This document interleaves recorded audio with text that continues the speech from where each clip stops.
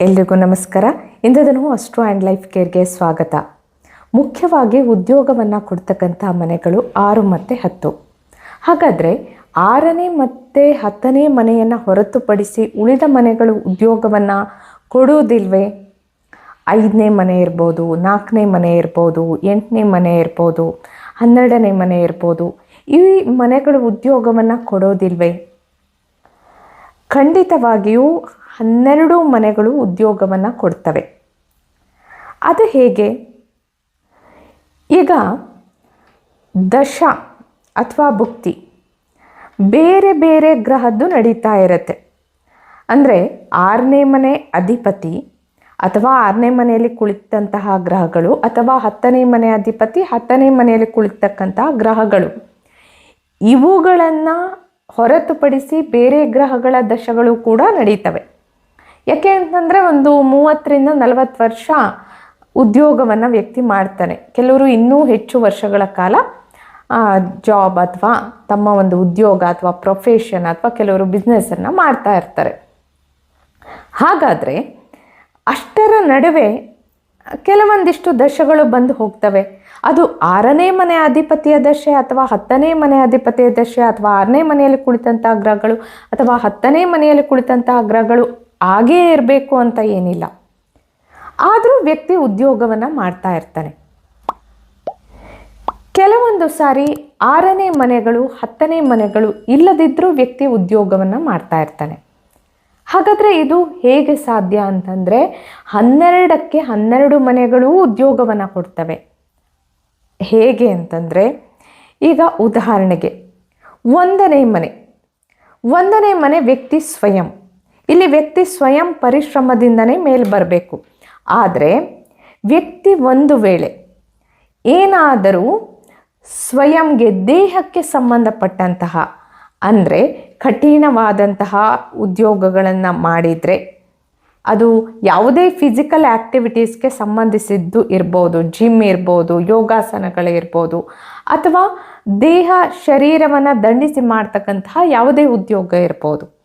ಅದೇ ರೀತಿ 2ನೇ ಮನೆ ಮಾತಿನಿಂದನೇ ಕೆಲವರು ಹೇಳ್ತಾರೆ ಇವನು ಮಾತಲ್ಲೇ ಮನೆ ಕಟ್ತಾನೆ ಅಂತ. ಅದೇ ಥರ ಮಾತಿನಿಂದ ಮಾಡ್ತಕ್ಕಂತಹ ಉದ್ಯೋಗ, ಅದು ಬೋಧನೆಯೇ ಇರ್ಬೋದು ಅಥವಾ ಬಿಸ್ನೆಸ್ಸೇ ಇರ್ಬೋದು ಅಥವಾ ಮಾತಿನಿಂದ ಮಾಡ್ತಕ್ಕಂತಹ ವ್ಯವಹಾರಗಳು, ಮಾರ್ಕೆಟಿಂಗು, ಅಡ್ವರ್ಟೈಸ್ಮೆಂಟು ಈ ರೀತಿ ಇರ್ಬೋದು. ಅದೇ ರೀತಿ ಬ್ಯಾಂಕಿಂಗ್ ವ್ಯವಹಾರಗಳು ಇರ್ಬೋದು. ಈ ಥರ 2ನೇ ಮನೆ. 3ನೇ ಮನೆ ಲೇವಾದೇವಿ, ಬಡ್ಡಿ ವ್ಯವಹಾರಗಳು. ಅದರ ಜೊತೆಗೆ 3ನೇ ಮನೆ ಈಗ ಏನಾದರೂ ವೀಸಾ, ಪಾಸ್ಪೋರ್ಟು ಅಥವಾ ಜೆರಾಕ್ಸು ಈ ಥರದಕ್ಕೆ ಸಂಬಂಧಪಟ್ಟು ಅಥವಾ ಮೀಡಿಯಾಗಳಲ್ಲಿ ಕೆಲಸ ಮಾಡ್ತಾ ಇರ್ಬೋದು, ಅಥವಾ ಶಾರ್ಟ್ ಟ್ರಾವೆಲಿಂಗಲ್ಲಿ ಕೆಲಸ ಮಾಡ್ತಾ ಇರ್ಬೋದು, ಅಥವಾ ಕಂಪ್ಯೂಟರ್ಗೆ ರಿಲೇಟೆಡ್ ಕೆಲಸ ಮಾಡ್ತಿರ್ಬೋದು. 4ನೇ ಮನೆ ರಿಯಲ್ ಎಸ್ಟೇಟ್ ಇರ್ಬೋದು, ಅಥವಾ 4ನೇ ಮನೆ ಕೇವಲ ರಿಯಲ್ ಎಸ್ಟೇಟ್ ಅಂತ ಅಷ್ಟೇ ಅಲ್ಲ, ಕೆಲವರಿಗೆ ವರ್ಕ್ ಫ್ರಮ್ ಹೋಮ್ ಇರ್ಬೋದು, ಕೆಲವರಿಗೆ ಇಂಟೀರಿಯರ್ ಡಿಸೈನಲ್ಲಿ ಮನೆಗಳಿಗೆ ಮಾಡ್ತಕ್ಕಂಥದ್ದು ಇರ್ಬೋದು. ಈ ಥರ 4ನೇ ಮನೆ ಇರ್ಬೋದು. 5ನೇ ಮನೆ ಉದ್ಯೋಗವನ್ನು ಕೊಡ್ತಕ್ಕಂಥ ಮನೆಗೆ ವ್ಯಯಭಾವ ಇದೆ. ಆದರೆ 5ನೇ ಮನೆ ಸ್ಪೋರ್ಟ್ಸ್ ಇರ್ಬೋದು, ಅದಕ್ಕೆ ರಿಲೇಟೆಡ್ ಇರ್ಬೋದು, ಅಥವಾ ಯಾವುದೇ ಕರಕೌಶಲ್ಯತೆಗಳಿಗಿರ್ಬೋದು. 5ನೇ ಮನೆ ಸಂಗೀತ ಅಥವಾ ನೃತ್ಯ, ಅಥವಾ 5ನೇ ಮನೆ ಯಾವುದೇ ರೀತಿಯ ಸಿನಿಮಾ ಇರ್ಬೋದು, ಅದರಲ್ಲಿ ಸಿನಿಮಾ ಇಂಡಸ್ಟ್ರಿಗಳಲ್ಲಿ ಇರ್ಬೋದು, ಅಥವಾ ಆ್ಯಕ್ಟಿಂಗಲ್ಲಿ ಇರ್ಬೋದು. ಈ ರೀತಿ ಕಲೆಗಳು, ಯಾವುದೇ ರೀತಿಯ ಕಲೆಗಳು ಇರ್ಬೋದು, ಅದಕ್ಕೆ ಸಂಬಂಧಪಟ್ಟು ವ್ಯಕ್ತಿ ಮಾಡ್ತಾ ಇರ್ಬೋದು, ಅಥವಾ ಕೌನ್ಸ್ಲಿಂಗ್ ಇರ್ಬೋದು, ಅಥವಾ ಮೆಡಿಕಲ್ ಫೀಲ್ಡಲ್ಲಿ ಡಾಕ್ಟ್ರ್ ಆಗಿರ್ಬೋದು. ಈ ರೀತಿ 5ನೇ ಮನೆ. 6ನೇ ಮನೆ ಅಂತೂ ಉದ್ಯೋಗ ಕೊಡ್ತಕ್ಕಂಥ ಮನೆ, ಯಾವುದೇ ಉದ್ಯೋಗ. ಅದೇ ರೀತಿ 7ನೇ ಮನೆ ಬಿಸ್ನೆಸ್ಸು, ವ್ಯವಹಾರಗಳು, ಅಥವಾ ಪಬ್ಲಿಕ್ ರಿಲೇಷನ್ಸು, ಅಥವಾ ಪಬ್ಲಿಕ್ ಸರ್ವೀಸಸ್ಗಳು, ಸರ್ವಿಸ್ ಸೆಕ್ಟರ್ ಇರ್ಬೋದು.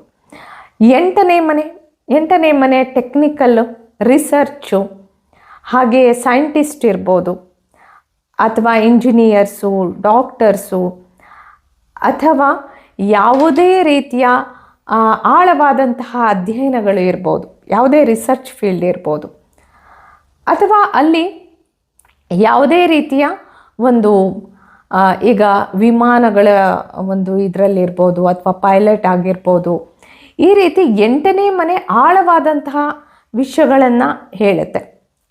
ಅಥವಾ ಅಸ್ಟ್ರಾಲಜಿ ಇರ್ಬೋದು, ಸೈಕ್ಯಾಟ್ರಿಸ್ಟ್ ಇರ್ಬೋದು, ಅಥವಾ ಡಿಟೆಕ್ಟಿವ್ ಫೀಲ್ಡ್ ಇರ್ಬೋದು.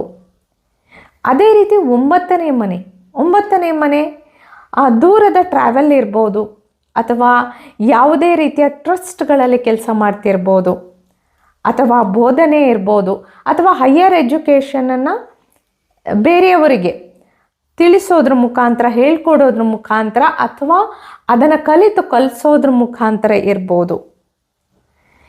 ಅಥವಾ ಒಂದು ಗುರುವಾಗಿ ಸ್ಪಿರಿಚುವಲ್ ಫೀಲ್ಡಲ್ಲಿ ಇರ್ಬೋದು. 10ನೇ ಮನೆ ಅಂತೂ ಉದ್ಯೋಗ ಕೊಡ್ತಕ್ಕಂಥ ಮನೆ, ಆದರೆ ಮ್ಯಾನೇಜ್ಮೆಂಟ್ ಫೀಲ್ಡೂ ಆಗುತ್ತೆ, ಗೌರ್ಮೆಂಟ್ ಸೆಕ್ಟರು ಆಗುತ್ತೆ. ಅದೇ ರೀತಿ 11ನೇ ಮನೆ ಯಶಸ್ಸಿನ ಮನೆ. ಯಾವುದೇ ಮನೆಯ ಜೊತೆಗೆ ಸೇರಿದ್ರೂ ಅದು ಯಶಸ್ಸನ್ನು ಕೊಡುತ್ತೆ.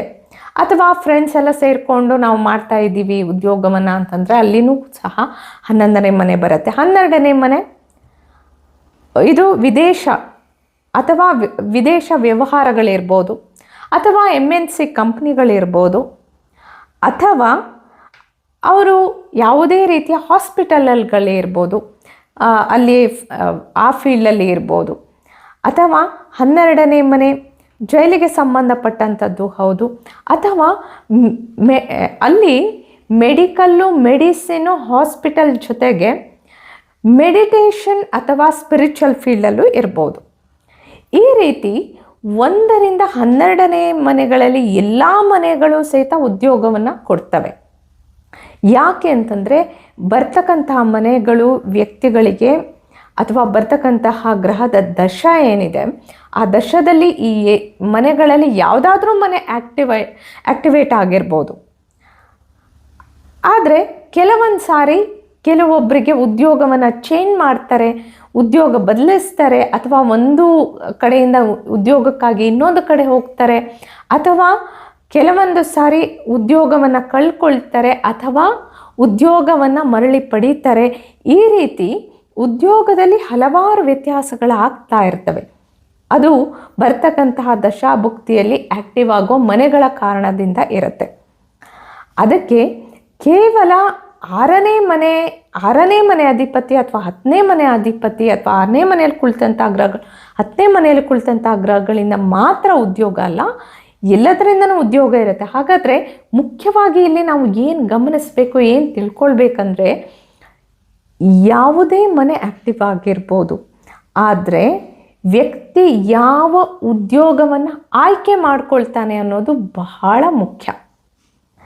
ಅವನು ಯಾವ ಉದ್ಯೋಗವನ್ನು ಆಯ್ಕೆ ಮಾಡಿಕೊಂಡ್ರೆ ಅವನು ಉದ್ಯೋಗದ ಒಂದು ಆಯ್ಕೆ, ಜೀವನೋಪಾಯ ಮತ್ತು ಹಣ ಸಂಪಾದನೆ, ಮುಂದಿನ ಜೀವನ ನಿರ್ವಹಣೆ. ಅದಕ್ಕೆ ಇದೆಲ್ಲವನ್ನು ದೃಷ್ಟಿಯಲ್ಲಿ ಇಟ್ಕೊಂಡು ಯಾವ ಉದ್ಯೋಗವನ್ನು ವ್ಯಕ್ತಿ ಆಯ್ಕೆ ಮಾಡ್ಕೋಬೇಕು ಅನ್ನೋದು ಇಲ್ಲಿ ಬಹಳ ಮುಖ್ಯ ಆಗುತ್ತೆ. ಬಹಳ ಈ ವಿಷಯದ ಕಡೆ ಗಮನ ಕೊಟ್ಕೊಂಡು ಆಯ್ಕೆ ಮಾಡಿಕೊಂಡಲ್ಲಿ ಅವನಿಗೆ ಏನಾಗುತ್ತೆ ಅಂತಂದರೆ ಆ ಉದ್ಯೋಗ ಹೆಚ್ಚಿನ ಸಮಯದವರೆಗೆ, ಅಂದರೆ ಉದ್ಯೋಗ ಒಂದು ವೇಳೆ ಉದ್ಯೋಗ ತಪ್ಪೋಯ್ತು, ನನಗೆ ಉದ್ಯೋಗ ಇಲ್ಲ, ಏನೋ ಒಂದು ಉದ್ಯೋಗ ನನಗೀಗ ನಾನು ಮಾಡೋಕ್ಕಾಗ್ತಾ ಇಲ್ಲ, ಅಥವಾ ಏನೋ ಒಂದು ಕಾರಣದಿಂದ ಉದ್ಯೋಗ ಈಗ ಇಲ್ಲ, ಆದರೆ ಇಮಿಡಿಯೇಟಾಗಿ ಮತ್ತೆ ಮುಂದೆ ಅದಕ್ಕೆ ವ್ಯವಸ್ಥೆ ಆಗೋ ಥರ ಇರಬೇಕು. ಹೀಗಾಗಿ ಇಲ್ಲಿ ಉದ್ಯೋಗವನ್ನು ಆಯ್ಕೆ ಮಾಡ್ಕೊಳ್ತಕ್ಕಂಥದ್ದು ಅಷ್ಟೇ ಮುಖ್ಯವಾಗುತ್ತೆ. ಮುಂದಿನ ಸಂಚಿಕೆಯಲ್ಲಿ ನಾವು ಮತ್ತಷ್ಟು ವಿಷಯಗಳೊಂದಿಗೆ ಹಾಜರಾಗೋಣ. ಅಲ್ಲಿಯವರೆಗೆ ಶುಭ ಮಸ್ತು. ಧನ್ಯವಾದಗಳು.